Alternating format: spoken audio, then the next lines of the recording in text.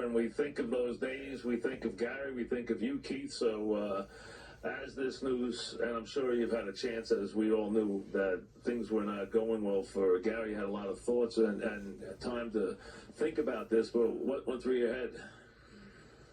Well, I knew that he was in the hospital and was being heavily sedated and for his comfort, so I knew it was a matter of days,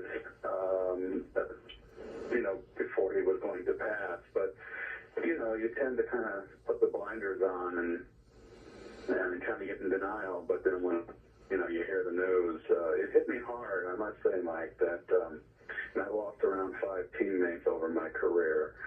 And this one really, really shook me. And I didn't think it would as much as it did. It just reached the depths of my emotions. It's really, really bothered. Why do you think so? I don't know. I've been mulling this over, Mike, now for the last 24 hours. And, Gary was a powerful guy, a powerful, strong individual. We were linked together in that club like no other teammate I've ever been linked with in the 17 years that I played in the big leagues. And I guess here in New York, the winning of the World Series, I'm just trying to piece it all together. I really don't have all the answers. It is. I guess that's a new dynamic for someone like you as you get to a certain age and you start to lose teammates and you think about the guys you played with and grew up with. Athletes go through different cycles. When your career first ends, that's one cycle. I guess as people start to pass, that's another cycle. So maybe you start to sense your own mortality a little bit, Well, I think you sense it when I've lost both my parents, and that's the real sense of no question of being alone in the world and having to stand up on your own 2 feet now. You haven't got mom and dad to support you, and so that's, to me, is always the most difficult one. But this one's unique. It just really shook me, Mike. I don't know what to tell you. There's nothing else. I can't find the words to elaborate my emotional, the depth of my emotions. Interestingly, the 86 means so much to the Met fan, and especially when the Met fan goes through these lean times, they think back to those halcyon days, and 86 means a great deal. And you were brought in to teach this young team, and you were still at the heights of your talents. Gary was brought in to do the same thing. You two were the leaders of a very talented group, kind of a wild bunch. You both were very different, your approach, but you were clearly the leaders of that team. How about that dynamic with you and with Gary with that young team? Well, it was proportioned out beautifully. I mean, Gary was, that young pitching staff was perfect.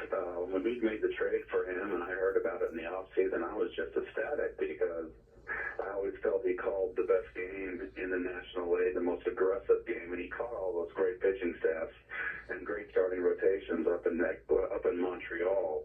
And I think a credit to the Met staff was that Gary had always told me that hands down, that starting 5 for New York was the best that he ever caught. But he also, I think Frank Hansen touched on this, Mike, that Frank felt that his offense was needed, obviously. It gave us an overload of left hitters. It gave us a right-handed bat to go in between Darryl and myself and a power bat. It was perfect.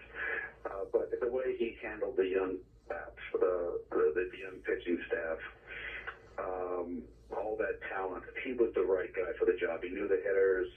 He called a great game, and they all learned from him, and they'll all tell you that. So, my other part of the job, when I was in the field, I didn't have any control over what was going on. It's a very important position, Ken. It's very important, and that's out of my realm and depth. So it was a good, co-captaincy. Was it ever a tough captaincy? Was it ever a tough to be dual leaders? Was it ever a thing that clashed? Were you obviously different in your own ways, but was it a seamless leadership, or did you have some issues when you led together? No, it was seamless and shared. The common goal was winning. and the personal, strong egos of both Gary and myself, but it all subordinated to the common goal, which was the team, and of course winning. I was never in it.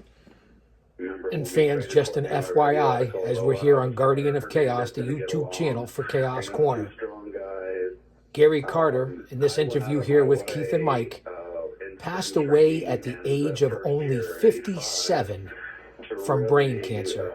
Gary Carter, as we're in a time machine here on Chaos Corner, only 57 years old from brain cancer.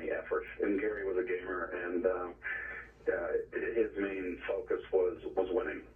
And you both, I mean, clearly you both were gamers. You both were exceedingly talented players. I mean, top players. You were an MVP. He becomes a Hall of Famer. Remember the time frame, fans. Drop an elbow on that like button. Players. When you think of Gary Carter, the baseball player, what jumps out at you? What do you think about as far as Gary Carter, even maybe before he was a Met, when you looked at him in Montreal? What do you think about as Gary Carter as a baseball player? A hustler. I'll say that it was a guy when you played against him that he kind of rubbed you the wrong way. But when you played with him and you got to know him, it completely changed.